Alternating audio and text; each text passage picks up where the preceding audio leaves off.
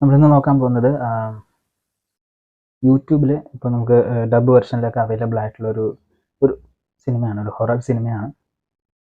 വേണമെങ്കിൽ ഒരു കുഞ്ഞ് പടം എന്നൊക്കെ പറയാം.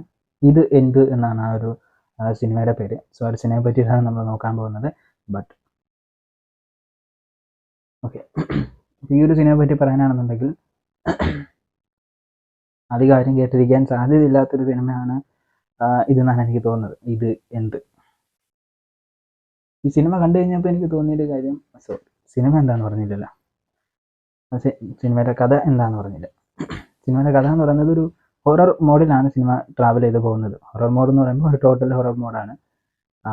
മകൻ, അച്ഛൻ, സോ അച്ഛൻ്റെ ഒരു മരണം, സോ അതിനുശേഷം അച്ഛൻ്റെ മരണത്തിൻ്റെ കാരണങ്ങൾ എന്താണ്, പിന്നെ ഉള്ള ഒരു ആത്മാവ്, ആ ഒരു പ്രേതം കൺസെപ്റ്റൊക്കെ കടന്നു വരുന്നതും ഫൈനലി എന്താണ് സംഭവിക്കുക, ഈ ഒരു മകന് അച്ഛന് എന്താണ് സംഭവിച്ചത് എന്നുള്ളതൊക്കെ പറയുന്നതാണ് ഈ ഒരു സിനിമയുടെ ആൾമോസ്റ്റ് ഉള്ളൊരു കഥ എന്ന് പറയുന്നത്. ഒരു സ്പോയിലർ അലേർട്ടൊക്കെ ഇല്ലാത്ത രീതിയിൽ നമ്മൾ പറയുകയാണെന്നുണ്ടെങ്കിൽ.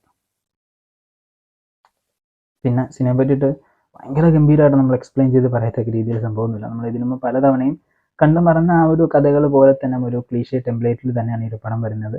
എന്നാൽ പേഴ്സണലായിട്ട് ഉള്ള എൻ്റെ ഒരു ഒപ്പീനിയൻ എന്ന് പറയുന്നത്, ആൻഡ് നേരത്തെ പറഞ്ഞല്ലോ, ഒരുപാടൊന്നും നമുക്ക് എടുത്ത് പറയാനൊന്നുമില്ല ഈ ഒരു പടത്തിൽ.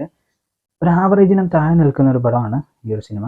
സോ നിങ്ങൾക്ക് ഒരുപാട് ടൈം ഉണ്ട് വേസ്റ്റ് ചെയ്യാനൊക്കെ എന്നുണ്ടെങ്കിൽ വേണമെങ്കിൽ ഒന്ന് ഗൂഗിളിൽ വേണമെങ്കിൽ ചെക്ക് ചെയ്ത് നോക്കിക്കഴിഞ്ഞാൽ നമുക്ക് കിട്ടും.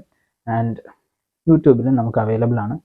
സോ ആരെങ്കിലും ഈ ഒരു സിനിമ കണ്ടിട്ടുണ്ടെങ്കിൽ ഉറപ്പായിട്ടും നിങ്ങളുടെ ഒപ്പീനിയൻ എന്താണെന്നുള്ളത് കമൻറ്റിൽ ലീവ് ചെയ്യുക. പിന്നെ എനിക്ക് ഒരു സിനിമയിൽ എടുത്തു പറയേണ്ട ഒരു കാര്യം എന്ന് പറയുന്നത്, നമ്മൾ ഒരുപാട് അങ്ങനെ ഈ ഒരു സിനിമ ബോറടിപ്പിക്കുന്നില്ല.